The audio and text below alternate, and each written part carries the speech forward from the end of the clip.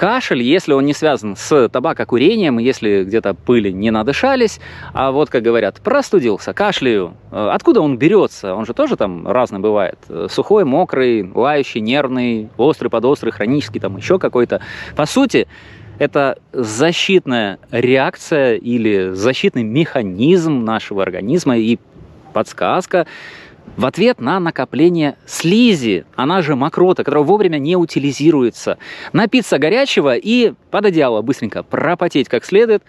Все практически знают. Вот основная причина в большинстве, подавляющем большинстве, это нагрузка на систему пищеварения, здесь же иммунитет, и на селезенку, которая, как известно, абсолютно не приветствует сырость. А инфекции – это уже 10-я серия, ведь условия первичны.